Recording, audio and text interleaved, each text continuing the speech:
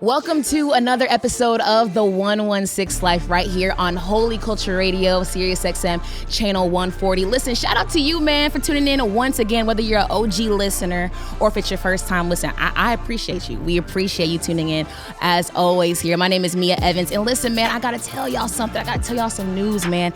Ace is not here this week, man. Listen, he sends his love. Bro, y'all know Ace is a big deal. You know what I'm saying? Like, Ace is out in LA right now. As we're recording this, he is in LA for Grammy week. I know, like, say you're a big deal without saying you're a big deal. You know what I'm saying? But shout out to Ace.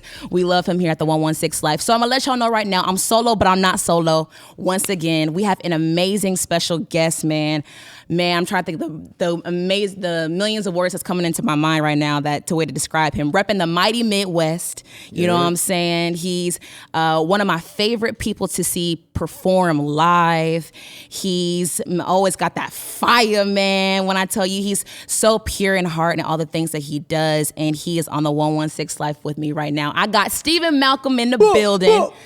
I got him here with me. Stephen, bro, how you feeling, man? Good. Bro, thank you for being here. So listen, so we're in a new year, new space, and I feel like you're someone who I've seen just, you know, through the gram, just even getting the chance to talk to you and hearing through your music. You just seem like someone who's crazy goal oriented. So where's your like mindset for 2024? Where's your mind been? Just let me know where you've been at. Mamba mindset, you know. Mamba mindset. You mean that good mindset? Yeah. We kicking it off with consistency and letting consistency and discipline be the foundation.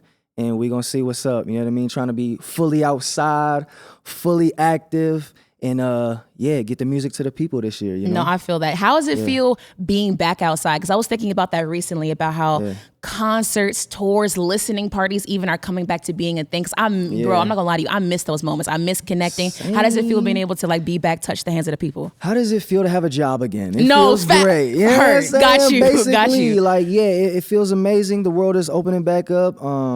And performing is my favorite thing to do. You know what I'm saying? So, it's an adjustment from a certain aspect, from a content aspect, because it's fully changed since COVID, you know what I'm saying, with the content, but also being back outside is a blessing. Getting busy again. You know? I feel that 100%. Yeah. Now I gotta ask you this because you spoke on discipline, and I love being able to see.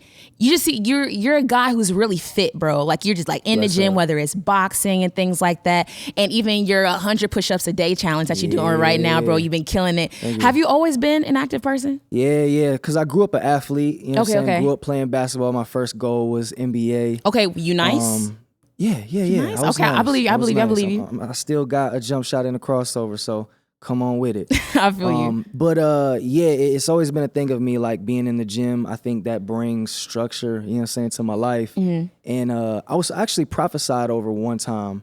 The one time, like, I really feel like it hit home.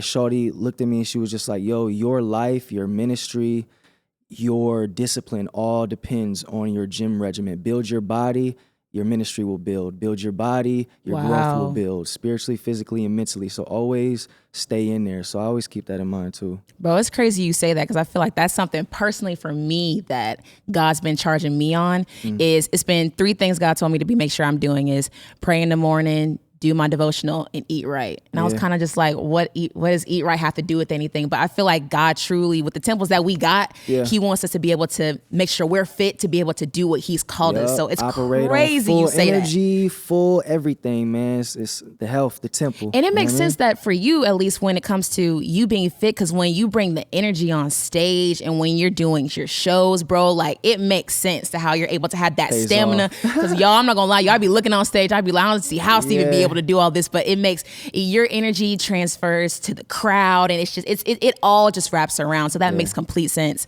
When it comes to, man, I was thinking on the ride over here, because of course, you know, I was listening to, like, you know, your music on the way over here was of course in my mix of my playlist, and I was thinking about, I think the first time I interviewed you was I was on an AM station, and I think your debut album dropped. It was like 2017. I think when you first got signed to 4 Against 5. And I wanted to talk about your growth and evolution, which I 100% believe is there. But when I was listening to your old stuff and then some things were going into the new, I was like, Stephen's kind of been on his game. I'm not gonna lie, it's kind of like you came out the gate on top. I don't know, like your craft was just so sharp. How do you maintain to sharpen your craft, stay on top of things when it comes to music, artistry, things like that? I think the team that I got around me and the people that I surround myself with when I go into those creative processes, I feel like I had a head start because when I gave my life to Jesus at a hip hop church, the pastor built the studio in the church. Whoa. So I'd be in the studio tracking myself, engineering myself, mixing, mastering myself. Homie would be in the sanctuary dancing. We basically lived at the church. So I guess I was always sharpening my skills. 5 years before I got signed. So by the time I'm signed, yeah, man, the season was there. All it needed was just the Phil Jackson to let me in the game. You know what I'm saying? And so that's where, people like Joseph and, the songwriters and producers that I bring to the studio with me just push me to, continue to evolve, Yeah. What ways do you feel like you've evolved over the past, let's say over the course of your career? Man, always people telling me to go deeper. I always got cats that's like, Steve, go deeper. And I always can go deeper, you know what I mean? I find myself being very surface. I think that comes from just being a quiet person and just, having everything held in. But it's when I like unlock certain doors and let people in certain, vulnerable parts of my life and just really get deep is when people really start connecting, In the music, would you say? Yeah.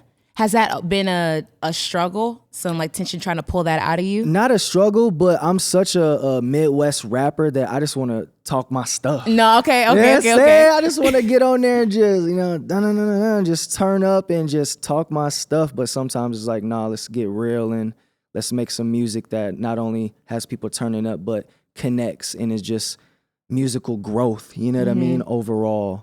Yeah. I feel that. So I want to talk about fatherhood really quick, just because I remember seeing when you and your beautiful wife, when y'all were pregnant, and then now like your son has gotten so big. So how has fatherhood been? How's your little boy? Give us an update on that. Yeah, fatherhood has taken over my heart, man. Yeah. You know what I'm saying? Like I find myself super passionate about it. My pastor always says like our greatest passion comes from our deepest hurt. And one of my deepest hurts is growing up fatherless, you know what I'm saying? So I get to do things with my little man that, I always wish my pops would do. And I fall in love with that. I fall in love with whooping him. Because I know I'm disciplining him. And he gonna grow up sharp. Like, nah, we don't do this, son. Boom, boom, get in that room, boy, till you straighten up. Like, I love every part about being a pops, man. And so, yeah, I be having to like, all right, Steve, you're an artist, you know what I'm saying? Like, let's get to the business real quick. And because I'm so in love with fatherhood, man. If I could be a stay-at-home dad, I would. Shout out to wife. For real? I would, yeah. I bet once he gets older, he would definitely be the one to want to be out on the road with you. Oh yeah, I can see that 100%. Me too. One thing I love is the fact that you showcase those things online. You know what I'm saying? Yeah. How has it been being able to parent, living a life of not like, having your dad around and things like that, seeing him get older, does that make sense? Yeah. No, it just makes everything more real. I guess it makes everything more important. Yeah. It makes everything more important, man. Even from like like he's got a jump shot already. Oh, whoa. Like legit jump shot already. You know what I'm saying? Like he knows things about basketball. He knows like this is the rim, this is the shooter's square, that's the free throw line. This is my mans will spin the ball and go and then shoot. You know what I'm saying? Like, and he just turned 3. We was at the YMCA. They had like the 4-year-olds shooting, and my man's is shooting better than the 4-year-olds. So yeah, he's got a leg up, man, which I never had. I've always been the underdog. So yeah. And man, he taking after his dad already. He nice on the court already. That is crazy, man. One thing with you, seeing you grow from 2017. Well, when did you start getting into hip hop? I would say. I mean, I've always been into hip hop. Growing up, I've always, like, me and my cousin in high school would just lock ourselves in a room, put on a beat, and just freestyle, like legit, bro, off the top, just go, and then I'm gonna go next.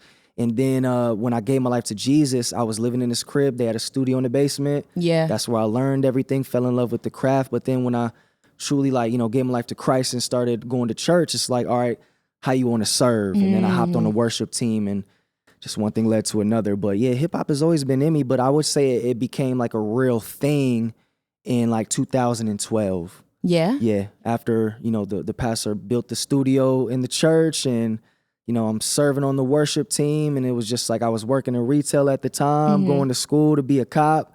And this rap thing, okay, felt hold on. good. You said a lot of things that I really want to dive into. You said a lot, because you said you going to college, becoming a cop. You said the worship team. So I wanted to go back a little bit. And I'm happy on the show because there's a lot of things I'm even learning about you. Yeah. So when it comes to hip hop, who were some people that you were listening to growing up? Goodness, Lil Wayne was the first one. Okay. Oh my gosh, mine's like, he was my basketball playlist. You know what I'm saying? Gucci Mane. I feel like everybody from the Midwest listens to Gucci Mane. Facts. It's crazy. Yeah. Man, who else? Of course, Bob Marley. I've always listened to Michael Jackson. He's always been through the playlist. 50 Cent, when he came out, I fell in love with him. Snoop Dogg. Absolutely. You know what I mean? How full circle was that? So yeah, those have always been my influence. And then at the pivotal moment of like, I'm in high school, I'm conscious of the hip hop culture. Who are my favorites? It was always Wayne. Really? Yeah. Man, Wayne is, I feel like you can't mention people like Grace in hip hop without mentioning Wayne. Yeah. Penn is insane. You know what I'm saying? I feel like you can't just not mention him. So I'm trying to put the pieces together, because you said you love hip hop with your cousin in the basement, and then this hip hop church. I feel like I've been to one of these here in Atlanta, but talk about how you got introduced to this hip hop church. Like what was it like? How you got introduced to it? Literally, it's my senior year in high school. And I mean, I'm just a regular kid. Like, I just hoop, I go to parties, I kick it. Yeah. And then I happen to just rap in this basement at a party house. And just first I'm hooping, and then a dude who I used to go to school with, who was not saved, his name was B. Cole. He said, hey man, I gave my life to Christ. I go to this hip hop church now. And I went to parties with bro. You know what I'm saying? Like, I seen him in action. So in the you know days, him. And I'm like, like, if this dude's talking about Jesus right now, something really done changed in my man's life. And he was for real about it, invited me to the church. So, when somebody invites you the first time, it just goes in one ear, not the other. Facts, right. So that's what it did. And then another person invited me. They was like, this hip hop church called The Edge. And another person invited me, this hip hop church called The Edge. Check it out. It was on Saturday nights. Oh, okay. So one Saturday night, I wasn't doing nothing. Long story short, my life was crazy. My mom was sleeping with a neighbor who was married. My sister was a stripper off cocaine. So was my cousin Ashley. My cousin Peanut was gangbanging. My cousin Mike was in and out of prison for robbing. And there was me, Stephen Malcolm. What you gonna do with your life? You're 18, 19 years old, no pops. Your mom is, tripping, really no guidance, no money. I was mad broke. What you gonna do? And it's just like, all right, man, these people keep talking about this church. Let me check it out. You know what I'm saying? And I went, and like, I understand the hip hop churches here, or, crossover, no shot, so I love all of them. But I walked into this church, and it's nothing but young Black and brown people. Lecrae bumping in the sanctuary, KB bumping, Andy bumping in the sanctuary. You got cats dancing, breaking, popping, tutting, crumping in the sanctuary. You got spoken word artists. You got the pastor with the fitted cap cocked to the side. To the side. You know what I'm saying? And just the passion and the music. Our worship is literally like nothing but Christian hip hop. It's no CCM, no gospel woven into to cater. No, this is a hip hop church. We about to turn up in this on this altar. And man, I fell in love. I'm from the hip hop culture. I see dude up there crumping. My bro that I was telling you about that invited me the first time. Yeah. He's up there rapping bars. Like, and the whole, like, and I didn't even know Christian hip hop existed. I didn't know who Lecrae was, nothing. But I see homie up there spitting like crazy, and it's hard. And I'm like, dang, bro gets off stage from crumping like Rise. Like, not like, he okay. No, bro like is like tight. Like going at it. Like, my mans can battle anybody right Shout now. out Mark, the bad guy in the building, who was crumping. He's at the time, 16, 17?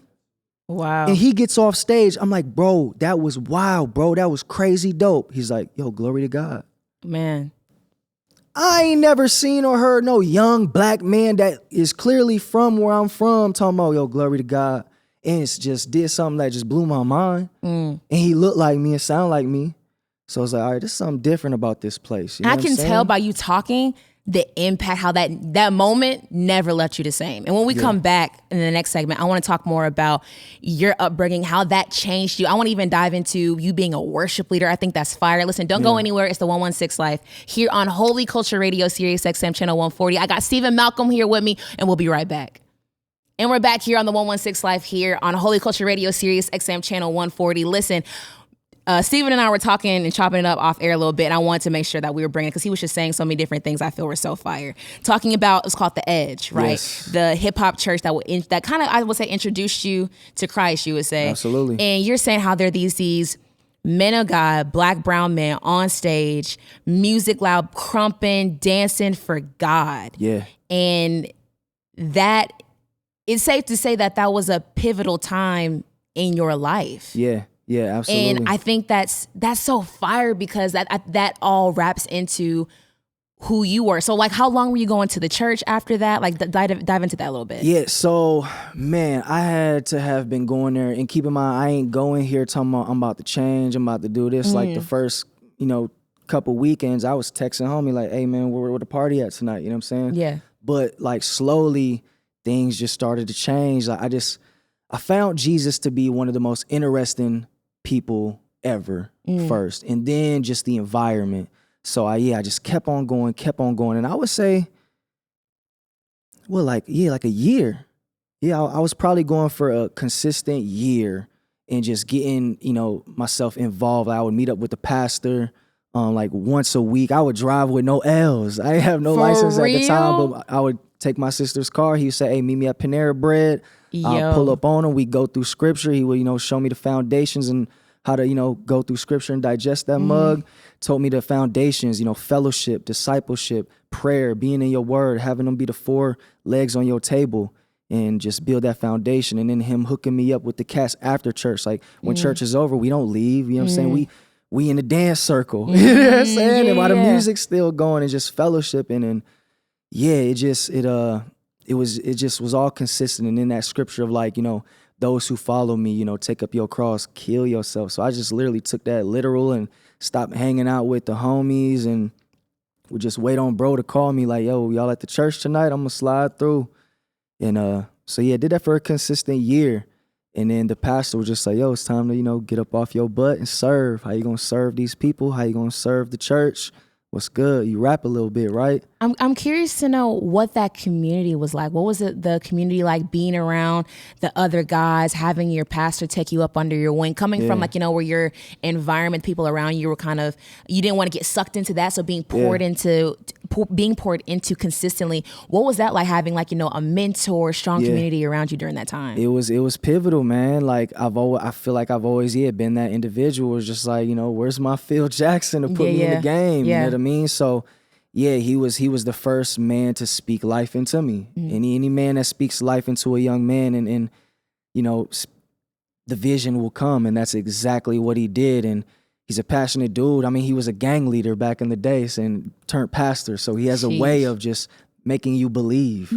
And praise God for God now. You know what I'm saying? Taking them and making believers believe. And so, he made me believe and gave me opportunity and told me go. I ain't looked back So let's since. talk about serving, because I think that's pivotal. Also, because I think sometimes people, we get into, we church, we just go, which is great going to church, not knocking that at all. But it's so important to be able to learn to have a servant's heart, being able to serve in your church and your community. What was serving like at the hip hop church? It was great, man, because I feel like everybody has a servant heart. Like that's the one big thing that like Troy really speaks on, is just serving. And honestly, like when I first read, because the first gospel that I read was Matthew, and he was like, what did you get out of it at the end? And the biggest thing I got out of it was, I feel like Jesus just gave himself to the people. Like all he did was just do stuff for people once his ministry started. So that's called serving. washing people's feet. So, I mean, we would stack chairs. For example, if you wanted to get on the worship team back in the day, you had to learn everything you had to learn the soundboard. Come on. You had to learn the lights. You had to learn all the lyrics, not just my verse, but you have to know everybody's verse, all the lyrics, get all that, and then go. So it's just like, being everywhere, being a vessel that is serving everywhere just to build this body up. And yeah, PE, our pastor, he went hard with preaching that. So what area were you serving in? At first, I had to, learn, the sound and all that stuff, and just picking up chairs, greeting people at the door, stuff like that. And then I was on the worship team for a long time. I helped when my homie Jake was cleaning the church, I would come serve and help clean with him too. I've held the camera during COVID. Just always trying to learn somewhere. I love that you share that, because I think a lot of times, and I feel like I think I was talking to my sister about this, where a lot of times we just want to get on the stage, man. We just want to, because we have this talent, or like we love what's going on, so therefore we want to be in it. Yeah. But sometimes it's not the fact that we have to serve our dues, but it's the fact that there's something in serving that you learn where you realize you're not just on stage for you. You know what I'm saying? Like it's the heart posture of it. And it makes sense, the fact that the heart that you have now with all the opportunities, everything coming your way, because you were able, those things were bred into you when it came to when you were introduced to Christ. I want to talk about you being on the worship team. What was that like? Did you want to be on the worship team? I absolutely wanted to be on it, man. It was fire. We had a fire group, fire leader. Shout out to Beacon Light, mentor, took me under his wing because he was doing his thing. Man, this guy named Joe Guerrera, super dope contemporary artist. He taught me all about touring. B. Cole, he literally like recreated beats. You know what I'm saying? Yeah. And so we just I was blessed to like have every single aspect of like people around me who knew all about aspects of just music. You know what I'm saying? And just all were so talented. And so it was just always good vibes. We were all so close, because there was just consistent fellowship going on. So it was like brothers and sisters hanging out. And man, I remember one of our biggest issues was just always joking around too much during worship practice. You know what I'm saying? So yeah, it was fun. Good times. So how did the worship team then also lead you to being a Christian hip hop artist, you rapping now for God? Like, how did that transition happen? Man, so I was doing the worship team thing, and then I had got an idea. I was like, man, I want to do a cypher video just with the guys in the church. Like, that's fire. I found a beat, and I was at work, penning the lyrics, and just told everybody the idea. We had a guy at the church that time that shot videos. Shout out to Street Alert. And we shot a cypher video that's still up on YouTube today. You can look it up, called Edge Cypher 1.0, and it's got Baby Steven on there. Yeah, saying with the button-up Nordstrom shirt on. That was fresh out of work, man.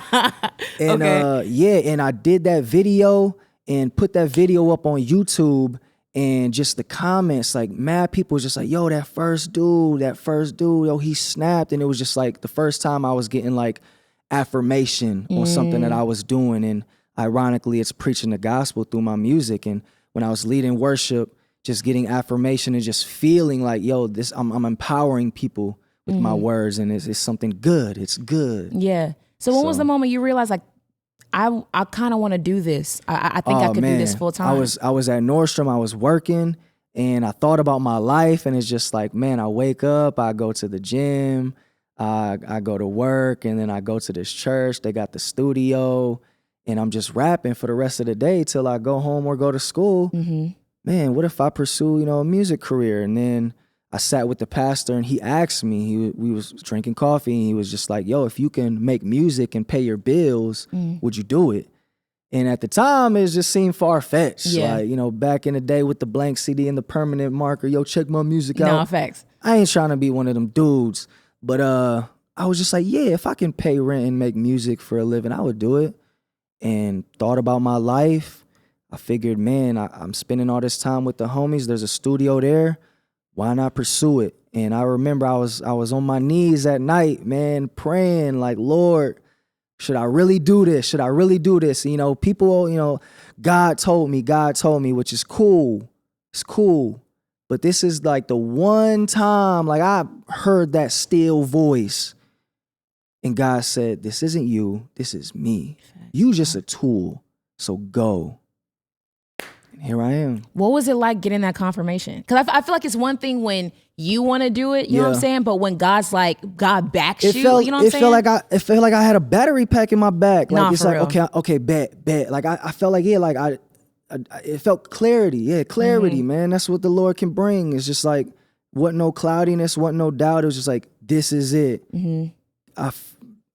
All right, bet, I'm gonna do it. So what is early stages of Stephen Malcolm's hip hop career? You diving into CHH? Like what is the early stages of that look like?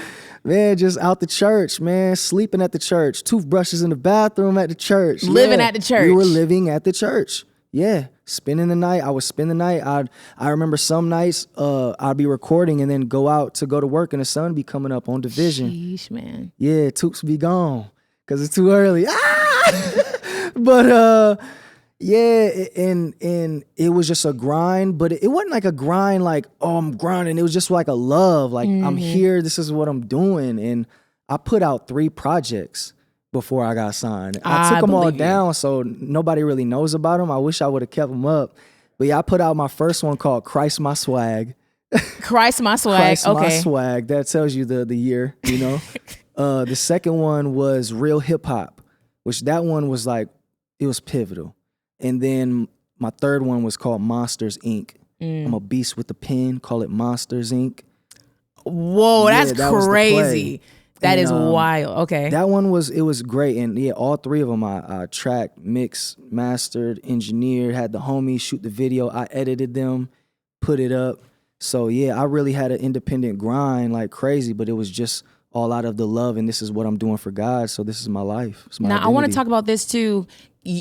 Phenomenal dancer as well. I will say, shout out Mark the Bad Guy who's in the building. That part. One of my favorite shows I've ever been to, tours ever been to, was the tag team tour that y'all did. Bless up, because it was just the energy y'all did. I've never seen someone dance on stage the way y'all did, and it was just fire. And it's just one of my y'all are 2 people where it's just like if they come to my city, gotta go see. Bless up. So I'm curious to know, when the genesis of you dancing, did that come from Edge? When did that fall into place? That came from Michael Joseph Jackson. For real? Yeah, growing up, I seen his 30th anniversary show.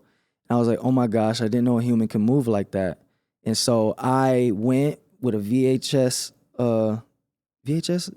tape and recorded all his videos. I recorded Thriller, Beat It, Billie Jean, Remember the Time, all those. And learned the routines. Like to this day, I could probably still do some of the whole routines. And I know the whole Billie Jean performance like the back of my hand. And so then I went to like teen nightclubs, like teen nights growing up, and I would just bust out some Michael Jackson. Then I was watching, this is hilarious, I was watching Ricky Lake one day. Oh my God. Shout out to Ricky Lake. Shout out Ricky. Okay. She had a dance show, and there was a breaker on there, and they flared and windmilled, and I'm like, I ain't know a human could move like that. Let me try that out. And I started breaking, and me and the homies in 6th grade started a breakdance group called Suicide Breakers. Because during practice, 90% of the time you're gonna get hurt. But you just, you thug it out because you're a breaker. So man, we used to go to the teen nights and just win all the contests that they had. You know what I'm saying? Breaking, and I'd be moonwalking and breaking and waving, and so it's always been a thing. Then when I go to the church and link up with Mark, it's like that's how we fellowshipped. Like, man, let's lab up. It's so dope hearing the genesis of who we got today. You know what I'm saying? All those things, I'm seeing like, it's like math almost, where like, you had the church and then you met up with Mark and then you had this, you learned how to serve, and then all these things added up to who you are today. And when we come back, y'all need to get ready because February 23rd, a new album is on the way by Stephen Malcolm, and y'all don't want to miss it. We're going to talk more about that when we come back here on the 116 Life here on Holy Culture Radio, Sirius XM Channel 140. We'll be right back. And we're back here on the 116 Live here on Holy Culture Radio, Sirius XM Channel 140. Stephen Malcolm is in the building, okay? What? And now we're about to dive into something major, man. Mark your calendars, February 23rd. Boats. Going up. Stephen Malcolm's new album will be here February 23rd. Okay, so at first I had it wrong because at first I thought it was, because Boats is an acronym, Yes. right? And it's called, and at first I thought it was based on a true story, but it's based on a truth story. Yes. So bro, dive into the album, talk about it, what inspired Yes. the title, talk about everything. Yes. So yeah, a lot of people will think it's based on a true story, but growing up, my nickname ironically was Truth. Like, you know, when you're good at a lot of stuff, like, yo, he's the truth. So one of my friends was like, yo, this is Stephen Malcolm, man, check it, he's the truth. Da-da-da-da. So everybody just called me Truth. Facts. Now I serve the ultimate truth. And, you know, I love the name. It was my nickname, so I actually gave it to my son. His middle name is Truth. Zaire Truth Malcolm. So Truth is just, is my story. Me being a Christian artist, I can actually talk about stuff that I do. Yeah. That's real. So based on a truth story, Boats, being a fisher of man that I am, stepping out into that water on faith, it just all makes sense. It's a story of the redeemed hero who has sacrificed time away to pursue what he's most passionate about, which has led him to this beautiful oasis built by the broken and ran by the redeemed. And it is here that he tells his story of truth. So it's so broken up, like, and it has my story woven into it so much to where it's like, at first, I like to call it Truth's boastful moment, where it's like, I'm him, you know what I mean? That Midwest boy rapping. And then it gets into the brokenness that happened within, like, me dedicating just so much time away from friends and family that's just like, I'm so dedicated to this dream that has just left me lonely. I could be in a room full of people and just feel so alone. And then that's when God steps in, and I talk about the brokenness and the choice that my father made to have me in the situation that I am, how God has came on time and then transformed my life. And then the back half is just the transformation. And where I'm at now, 5 years married, I talk about love, like relational love, which more artists need to do, Christian artists anyway. So yeah, everything is just based on a true story about this guy named Truth, who is sent away to reflect on his choice, and now he's lonely. Yeah, I wanna when it comes to, I'm thinking about like your debut album, Second City, Tree, and then now Boats. When it comes to the creation of Boats, how different was it creating it, being in the studio for that, your mindset? How different was it? Yeah, very calculated. You know what I'm saying? Like, I'm learning about, like, me as a creative because I was an athlete, you know, always in the gym. So it's just like now, like, being around people like Jay-Way and Ty, like, who are artists and have always been wanting to be rappers since they were 12. It's just like, how can I put myself in a space where I can be the best creative and get the best juices flowing that I can? And so I thought about, you know, this producer, shout out to Damie, he produced like 99% of it. I brought him. I'm like, yo, I want to go kick it with him. He lived in Amsterdam. So flew all the way, to Europe and spent like a week and a half in Amsterdam. It was the vibes. Like, I finally knew, like, oh, like the relationship between the rapper and engineer and producer matters. So me and him just gelled and built a chemistry, and just the music just flowed, and I was able to get in my zone.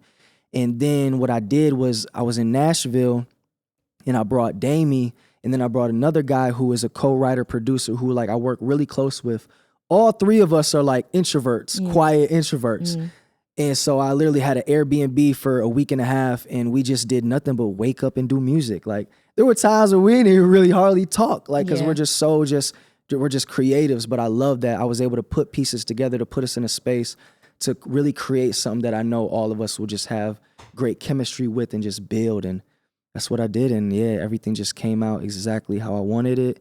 There's no records on here that are like, this is for CCM, this is for gospel, this is for CHH. It's just all just my music that I put together, and things are just organically happening. Like, Cardio has 1.5 million streams. It's my fifth most streamed song on Apple Music. The next record that I'm about to drop, I know is about to, you know, be out of here. The radio has been picking up stuff, and it's just happening organically. So yeah, the more organic and authentic I put myself when making music, I feel like that's when I have the best results. I hear that, man. One thing I love, what we're talking earlier in the beginning half of the show about listening parties and things like that. And you're going around to different cities, creating these experiences for your listeners, which I love. I love being able to, I don't know, listen to things firsthand, hear the heart behind it. What was your reasoning behind, like, how do you feel about being able to create these experiences for your listeners and be able to give them an exclusive listen when it comes to boats? It's all about building relationships. Like I said, I'm an introvert, I'm quiet. And so I want people to like finally get to know who I am. You know what I mean? Like I'm giving myself the opportunity to talk to people instead of like I'm always go, go, go. It's just like I'm always the first to leave because like, all right, I got the job done. All right, I'm out. I'm about to go to the next thing or go kick it, whatever. So it's like, this is my opportunity to give myself to the people and to really like let the people see the man behind the music and give myself an opportunity to talk. Okay, so now I'm not gonna lie. You talking about the album? I'm getting real excited now because I just know that a lot's gonna come out of it. You were locked in for it. Yeah. So tell us something about the album that we don't know that we can get excited about. Like I feel like with all this promo, you got to be able to drop a little nugget, a little gem for us to be able to look forward to. I know we're excited about all of it, but what can you tell us about the album that we don't know? That y'all don't know. There is a song purely about sex. For real? Yes! Sex! I said it. Sex. Sex. Church. Sex, sex, sex. I'm married. I've been married for 5 years. Me and my wife have amazing sex. So talk about that. Yeah, so... And I seen Chandler Moore. He made a post about it, and I was like, yes, like I feel like somebody gets it. He's like, yeah, like I'm about to make a song that's like about love and marriage. And... we all know the Keith Sweat joints. We all know the, you know what I'm saying, as a culture, like we know the baby making music, you know what I'm saying? But it's just like, as believer, we ain't gonna talk about it. But it's a thing of the church is so quick to get married. I feel like I've seen so many of my friends young get married quick. Literally we was talking about it the other day, like, just getting married and even for the wrong alternatives, but it's just like there is God created sex within this context and it is beautiful in the context. What if somebody talks about that beauty? What if somebody bigs up that beauty? There is married Christians who can relate. So I was just in the studio and it was, Afro beat, was on and reminisced about a time with my beautiful wife and just wanted to put it on a song because I can and I can talk about real things and that's where I'm at. So there's a song about sex on the album. One thing that I've realized about you is that you're always someone who's willing to take those risks. You know what I'm saying? I've seen it when it comes to collaborations, when it comes to collabing with Snoop Dogg, when it comes to collabing with Shaggy, when it comes to the new song that you're about to drop, when it comes to honestly boats. I can only imagine what else you're pushing the limits on. What is it? How does it feel to be able to, because we all know Christians can be the most critical people on earth. Absolutely. You know what I'm saying? So I'm saying for people that where you're hoping that they can get to, but yet you got this critical modern day Pharisee people where the comment section can light you up, but yet you want to get something out. You have an idea. God's laid something on your heart. What does it feel? How does it feel to be able to go against those norms that we haven't seen in CHH or just the things that we're used to in the genre? It feels great, man. It feels great because it's just different and it's something that no one's ever seen and may not ever see again. You know what I mean? And I'm willing to trailblaze. You know what I mean? Yeah, I'm willing to trailblaze and be that guy. Is there any song that you feel like people are going to listen to? They're going to be like, oh yeah, that's the one. Like, is it like there's the one you're like, oh, I know this is going to be a crowd pleaser? Yeah. Man, the crowd pleasing one. Mr. Away. Mr. Away Talk goes about that crazy. one a little bit. Yeah, so it's literally a song like describing my actions as a busy individual. Always on the go, that goal-oriented person, you know what I mean? And it's basically like a, take this journey with me, and the hook is very bouncy, you know what I mean? And it's a fun record. So we can guarantee a tour? Yeah. Well, absolutely. What I'm trying to figure out is just like, I want to do colleges. You know what I'm saying? That would be my fire, like, yo. Hit That would colleges, be insane. hit HBCUs, turn up. So yeah, man, shout out to Engine Radio, man. We got a meeting coming up. Yeah, and we're trying to get a tour popping definitely in the spring or summer, something small, trying to build these markets, trying to, authentically build them for real. And just go. What's it like crafting a tour for when it comes to maybe even boats? Have you thought about how you want to be able to create that experience for listeners? And I know you're thinking about music, how your set's going to be. How has it been like thinking about that mentally? Yeah, I haven't thought too much about it yet. Just more so focusing on the rollout and then just filmed a video. But for the tour, I would really want to create an experience, and I would just want to wow people, man. Like. Mm-hmm. Yeah, and I never just want to compromise. As long as like my vision is not compromised, then we're good. So I just want to give people an ill experience. I know the show is there, but now how can we add the sauce? You know what I'm saying? So I feel like the sauce has definitely been something that we've seen, of course, on you when it comes to the music and the tour as well, man. I feel as if when it comes to the music, not only do you hear Jesus, but I feel like there are also because I feel like you're just a naturally encouraging person, not just when it comes to you speaking to people, but also by the way you live, while you being disciplined and consistency in your fitness, when it comes to you being a father and a husband, when it comes to you serving, like it's just like your encouragement in the light of God just shines through you, where people who are lost and found will be able to just recognize that. I want you to be able to, before we end off, just leave our listeners just with some encouragement. I feel like you've seen a lot, you've been through a lot, and you're so encouraged through this journey that you're going on. Your work ethic is crazy. You know what I'm saying? Can you, before we go off, just give our listeners some final words of encouragement, anything that you want to leave off with that's just on your heart? Yeah. Man, I would say press into the Father. I had a conversation with my mom the other day, and she really like opened up my eyes to a lot. I big up my dad a lot, but my mom has been through so much and still stands with so much faith. Realizing that the pivotal moment in my life where the generational curse stopped was when I gave my life to Christ. Press into the Father and watch your life change. It's that simple.